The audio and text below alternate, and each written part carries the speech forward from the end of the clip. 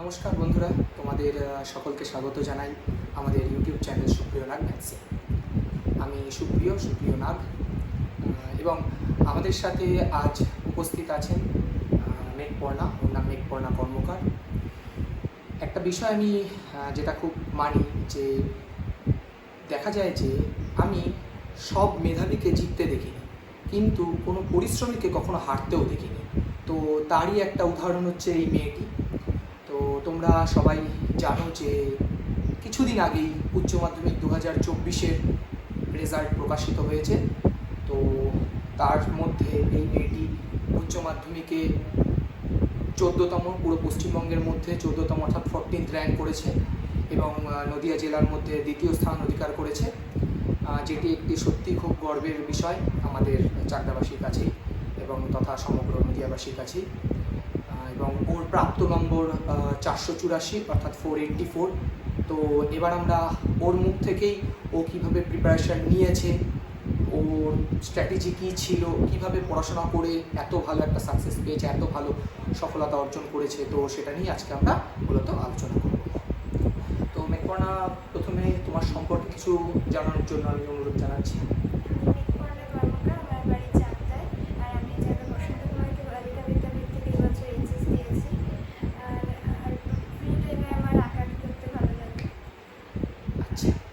ঠিক আছে, তো রেজাল্টটা পাওয়ার পরে মানে যখন তুমি জানতে পারলে যে তুমি এত ভালো একটা স্কোর করেছো, এত ভালো তোমার ফলাফল হয়েছে, তখন তোমার অনুভূতিটা কেমন ছিল, কি মনে হয়েছিল? ভালো লেগেছিল যে পরিশ্রম করেছে, তার ফলটাও পেয়েছে যেরকম আশা মতো। আচ্ছা, কতটা আশা করেছিলে যে কতটা ভালো রেজাল্ট, এতটা ভালো রেজাল্ট যে হবে, কতটা আশাবাদী ছিল তুমি? সাবজেক্টে যেরকমই নাম্বার আশা করেছিলাম, তবে 480 পেয়েছি। আচ্ছা, তার মানে তুমি তোমার এক্সপেকটেশন অনুযায়ী মোটামুটি নাম্বার পেয়েছো। আচ্ছা, আর কোন সাবজেক্টে তুমি কত মার্কস পেয়েছো সেটা কি এখন মনে আছে? তো সেটা যদি একটু সবাইকে একটু বলে দাও।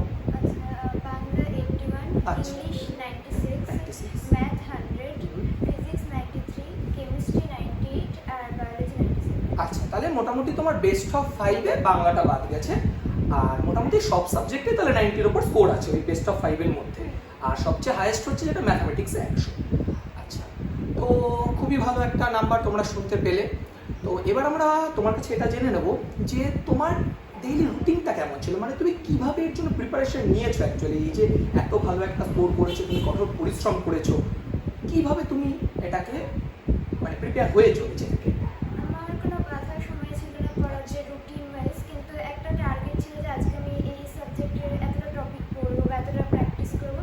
তো সেই অনুযায়ী প্রত্যেকদিন প্র্যাকটিস করতাম, সেই টার্গেটটা। আচ্ছা, মানে তুমি বলতে চাইছো যে প্রতিদিন তুমি একটা টার্গেট সেট করতে নিজে থেকে, এবং সেই টার্গেটটাকে অ্যাচিভ করার জন্য মানে তুমি বেসিক্যালি ছোট ছোট এক একটা করে টার্গেট প্রতিদিন সেট করেছো, সেই টার্গেটটাকে অ্যাচিভ করার চেষ্টা করেছো। দেখো, এখানে আমি একটা কথা বলবো যে অবশ্যই এটাই করা উচিত বেশিরভাগ ক্ষেত্রেই, যে দেখো টার্গেট তো আমাদের একটা বড় থাকেই, যে আমরা একটা ভালো রেজাল্ট করব, একটা ভালো জায়গায় পৌঁছাবো, এটা সবারই একটা আশা বা চাহিদা থেকেই যায়। কিন্তু বিষয়টা হচ্ছে বড় জায়গায় পৌঁছানোর আগে তোমাকে ছোট ছোট সিঁড়ি আগে পার করতে হবে। তো সেই জায়গায় প্রতিদিন তোমরা ছোট ছোট প্রতিদিনের জন্য রুটিন তৈরি করো। বেশিরভাগ ছেলেমেয়ের মধ্যে আমরা দেখেছি যে তারা কি করে, একটা রুটিন তৈরি করে হয়তো 2-3 দিন চেষ্টা করে বা করে, তারপর থেকে আস্তে আস্তে সেটা হারিয়ে যায়। তো ওইভাবে একটা লেন্দি রুটিন না করে প্রতিদিন যদি তুমি প্রতিদিন একটা ছোট ছোট টার্গেট, ওটা অ্যাচিভ করার জন্য আমাকে যা আজকে করতে হবে আমি করবো, এইভাবে তোমরা চাইলে কিন্তু দেখো ওটা ফলো করতে পারো। দেখো, তোমাদের উদ্দেশ্যে আরও একটা কথা বলি, যে সবসময় যে ওর স্ট্র্যাটেজিটা ফলো করতে হবে এরকম কোনো ব্যাপার নেই। ওর কথাগুলো শোনা এই কারণেই, দেখো সবার সফলতার গল্প এক হয় না, সবার ব্যর্থতার গল্প এক হয় না, সবারটাই আলাদা, সবারটা আলাদা। তো হ্যাঁ, সেখান থেকে আমরা কেন জানি এদের গল্পগুলো, যাতে করে আমরা সেগুলো আমাদের জীবনে প্রয়োগ করতে পারি। এখান থেকে কিছু শেখো, কিছু জানো, ও কিভাবে সাকসেস পেয়েছে। দেখো, ও তো আজকে 2 বছর যথেষ্ট হার্ডওয়ার্ক করেছে, কঠোর পরিশ্রম করেছে, তবে গিয়ে নাকি সাকসেসটা পেয়েছে। সাকসেস তো আর ওভারনাইট আসেনি, ওর ক্ষেত্রেও কারোর ক্ষেত্রে সাকসেস ওভারনাইট আসে না।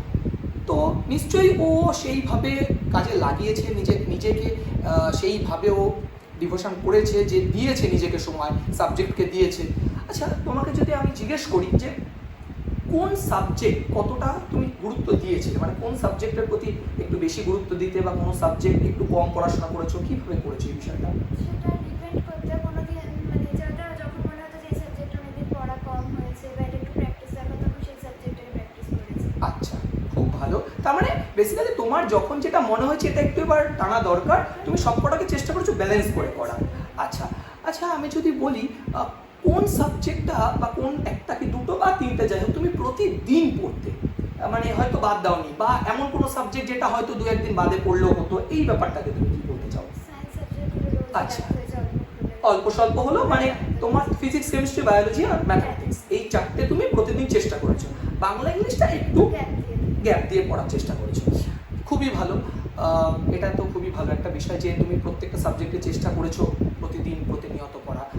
আর যদি বলি যে তোমার এই যে সফলতা, তুমি এর জন্য কাকে বেশি, অবশ্যই তোমার ক্রেডিট এখানে সবচেয়ে বেশি, সেটা নিয়ে কোনো সন্দেহ নেই। একটা স্টুডেন্টের সফলতার পেছনে সবচেয়ে বেশি ক্রেডিট তার এবং তার পরিবারের।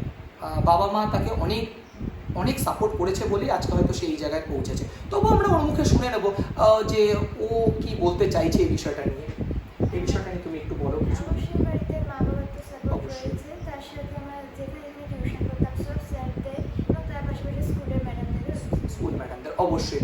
আচ্ছা তুমি এই যে এখনকার প্রচলিত যে একটা ধারণা হয়ে গেছে যে অনেকেই আমি শুনি যে স্কুল যায় না, তারা বাড়িতে বসে পড়াশোনা করে, তুমি স্কুলে কতটা যেতে, মানে কতদিন, তোমার কি মনে হয় যে তুমি স্কুলে কতটুকু গেছো বা কত পার্সেন্ট অ্যাটেন্ডেন্স ছিল তোমার? যেদিন মনে হতো পড়াশোনার চাপটা একটু বেশি সেদিন হয়তো কামাই করতাম, কিন্তু মোটামুটি স্কুল। আচ্ছা, মানে তুমি ওরকম ব্যাপার ছিল না যে আমি স্কুলে যাবো না, বাড়িতে বসে পড়াশোনা করবো।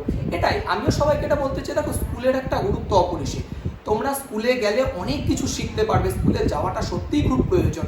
এবং হ্যাঁ, দু একদিন যেতে পারলে না, পড়াশোনার প্রেশার একটা থাকলেও, কোনো বিশেষ কারণে পড়াশোনা ছাড়া হতে পারে, কিন্তু এটা কখনো করো না যে স্কুলে না গিয়ে আমি বাড়িতে বসে পড়াশোনা করব, এইভাবে হয় না। স্কুলের অবদান কিন্তু একটা অনেক বেশি থাকে। তো যাই হোক, আজকে তোমরা শুনতে পারলে বা জানতে পারলে যে মেঘপর্ণা কীভাবে পড়াশোনা করেছে বা কীভাবে চেষ্টা চেষ্টা করে আজকেও এতটা সাফল্য পেয়েছে। আর একটা দুটো কথা তবু ওর কাছ থেকে জেনে নেব যে তুমি যদি একটু আমাদের সাবজেক্ট ওয়াইজ চেষ্টা করো যে বলার কীভাবে করেছো। দেখো তুমি অঙ্কে 100 পেয়েছো, ফিজিক্সে বললে 93 পেয়েছো, কেমিস্ট্রিতে বোধহয় 98 পেয়েছো। তো এই যে এত ভালো যে নাম্বারগুলো, তুমি কীভাবে পড়ার চেষ্টা করেছো, যে শুধু কি পড়েই গেছো নাকি পড়ার সাথে টেস্ট পেপার প্র্যাকটিস বা লিখে পড়া, এই ব্যাপারগুলো তুমি যদি একটু বলো। ম্যাথের ক্ষেত্রে তো টেক্সট বুক করার পর টেস্ট পেপার কোয়েশ্চেন ব্যাংকটা অনেক কিছু সলভ করেছি, ওটা বারবার প্র্যাকটিস করতে করতে ওটা আয়ত্তে আনতে হয়েছে। আর ফিজিক্স কেমিস্ট্রির ক্ষেত্রে ফার্স্টে কনসেপ্ট ক্লিয়ার করতে হয়েছে, তারপর তার বিভিন্ন কোয়েশ্চেন প্র্যাকটিস, সেটা প্রবলেম হলে স্যারদের জিজ্ঞেস করা, এইভাবে কনসেপ্টটা বিল্ড করতে হয়েছে। আর বায়োলজি, হ্যাঁ ওটাও একই রকমই, টেক্সট বুকটা ওটাতে বেশি জোর দিতে হয়েছে। আচ্ছা আচ্ছা, মানে তুমি টেক্সট বুকের উপর বেশি জোর দিয়েছো, তারপরে তার সাথে সাথে কোশ্চেন পেপারগুলো সলভ করেছো। আচ্ছা, তোমার কি মনে হয়, তুমি তো ধরো এই যে রেজাল্ট করেছো ভালো, তার পেছনে কি অনেক বই পড়া প্রয়োজন আছে? এক একটা সাবজেক্টের পেছনে 3-4টে করে, আমি অনেককে শুনি যে 3-4টে বই না পড়লে নাকি ভালো রেজাল্ট করা যায় না। তোমার এই বিষয়ে কি মত? আমরা টেক্সট বুক একটা দুটো বেশি থাকা উচিত নয়, কিন্তু তার সাথে টেস্ট পেপার কোয়েশ্চেন, বিভিন্ন স্কুলের কোয়েশ্চেন, সেগুলো প্র্যাকটিস করা বেশি উচিত। একদমই তাই, আমিও সেটা সবসময় বলি যে রিসোর্স বাড়িও না, যত বেশি রিসোর্স বাড়াবে তত তোমাদের প্রবলেম হবে। দেখো আমি একটা কথা সবসময় বলি যে তুমি একটা বই 5 বার প্র্যাকটিস করা সেটা অনেক বেশি বেনিফিট, বরং তুমি 5টা বই একবার করে পড়লে তাতে এমন কিছু বেনিফিট হয় না।